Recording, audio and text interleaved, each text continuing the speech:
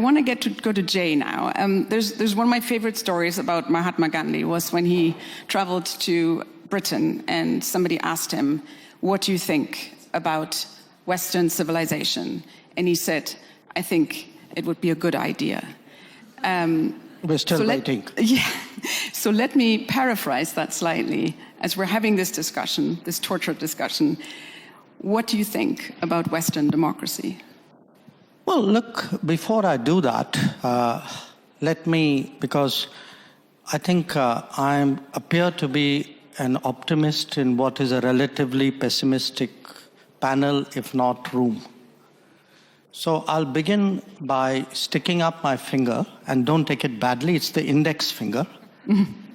The mark you see on my nail is a mark of a person who's just voted. We just had an election in my state, just over. Last year, we had a national election. In Indian elections, roughly 2/3 of eligible voters vote. At the national election, electorate of about 900 million, about 700 million voted. We count the votes in a single day. Nobody disputes the result after it's announced. And if you look, and by the way, from the time we started voting in the modern era, 20% people more vote today than they did decades ago. So the first message that somehow democracy is in trouble globally, worldwide, I'm sorry, I have to differ with it.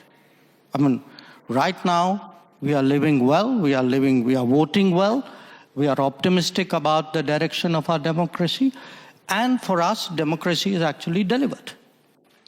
Senator, you said that, democracy doesn't put food on your table. Actually, in my part of the world, it does, because it actually, today, because we are a democratic society, we give nutrition support, food support to 800 million people, and for whom that is a matter, of how healthy they are and how full their stomachs are. So the point I want to make is, look, different parts of the world are going through different conversations. Please do not assume that this is some kind of universal phenomenon. It is not.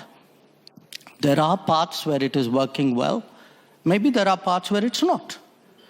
And the parts which are not, I think people need to have an honest conversation about why it's not. But I would argue that as to an extent as someone dispassionately viewing it, which was your question, there are some problems. A lot of it is is an accumulated problem of the model of globalization that we've followed for the last 25, 30 years. I think a lot of chickens have come home to roost. Yes, there are issues, but from our perspective today, for us, democracy is delivered. We have a visibly less elitist society. We have one where the public has faith in the political process, where actually every election, in a way, has been a kind of a verdict on the quality of governance. That, I told you we just voted in one, my party won that election. We were in the opposition earlier.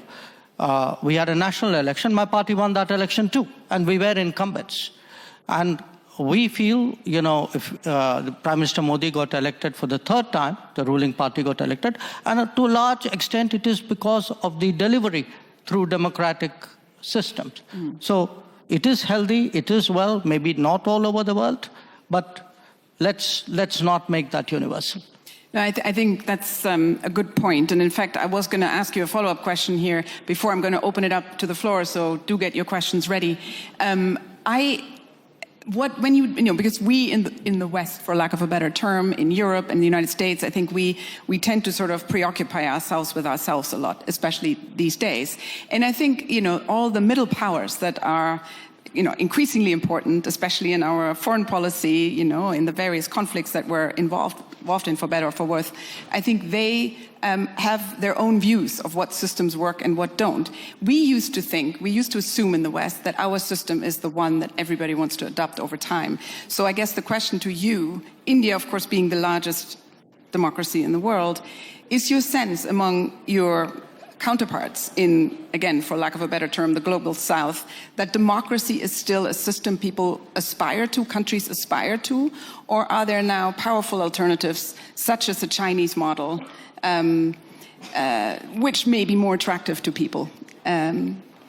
Well, look, to an extent, all big countries are unique to an extent, but we would certainly hope, to the extent we think of democracy as a universal aspiration, ideally a reality, but at least an aspiration.